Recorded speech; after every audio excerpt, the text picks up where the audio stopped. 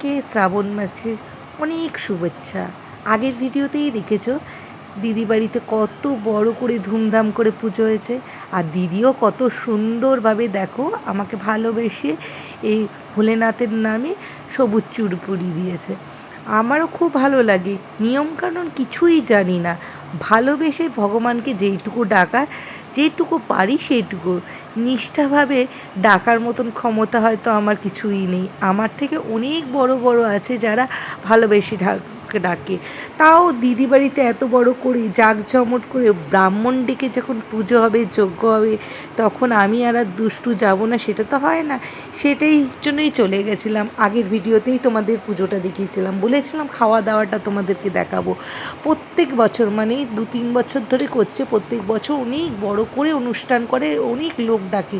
সেখানে এবারে দিদির বাড়িতে কিছুই নেই, আমি আগেই বলেছিলাম। কিন্তু তারপরে কড়াই খুন্তি কিন্তু ভালো করে মাজতে হবে। আপনাদের কারো কাজের লোক লাগলে বলবেন।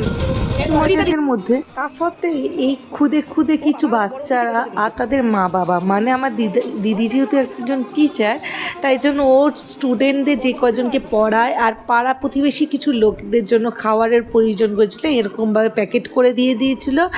আর যারা যারা একদম একান্তই সামনে বসে খেতে পারবে তারা অবশ্যই খেয়েছিল। খাওয়ার কিন্তু আয়োজন প্রচুর ছিল। ফ্রাইড রাইসটা দেখো শেষ হয়ে গেছে, ফ্রাইড রাইস হয়েছিল, খিচুড়ি হয়েছিল, আলুর দম, লাবড়ার তরকারি, পায়েস, মিষ্টি বিভিন্ন। আর এদের সঙ্গে পরিচয় করাবো না, আমার মেয়ের বন্ধুগণ প্লাস ওর ভাইয়ের বন্ধুগণ, মানে আমার দিদির ছেলের সব বন্ধুগণ। ওখানে গেলে অবশ্যই এদের আনন্দটা হবে।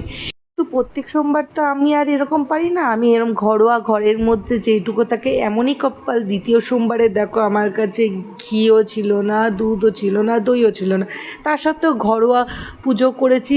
আর ব্রাহ্মণ তো কিছু থাকেই না, আর ঘরোয়া গাছের ফুল যেইটুকু ছিল, অনেক ফুলও পাইনি, বাইরে বৃষ্টি হচ্ছিলো প্রচুর, যার জন্য বাইরে গিয়ে ফুলও আনতে পারা যায়নি। তো ঘরোয়া প্যাকেটের দুধ কেটে এই যেইটুকু দিয়ে আমি আমার পঞ্জিকায় থাকা শিবের ধ্যান এবং শিবের প্রণাম হিসেবে প্রত্যেকবারেই আমি এই পুজোটা দিই, মানে নিজের থেকেই বলে ব্রাহ্মণদের কাছে, যেহেতু আমি এই মন্ত্রটা বহুবার শুনেছি, সেই জন্য আমি দেখলাম যে পঞ্জিকার মধ্যে এই লেখাগুলি আছে, তো আমি নিজের থেকে একটা কাগজের মধ্যে লিখে রেখে দিই, যেটা আমি প্রত্যেক সোমবারেই আমি যখনই মানে প্রত্যেক যতবারই করি এরমভাবেই পুজো দিই। আর আমার খাওয়া দাওয়া থাকে সামান্য সাবু আর ফল প্রসাদ। তোমাদের কী কী থাকে অবশ্যই কমেন্ট করে জানিও। ভালো লাগলে লাইক, কমেন্ট, শেয়ার। আজকের জন্য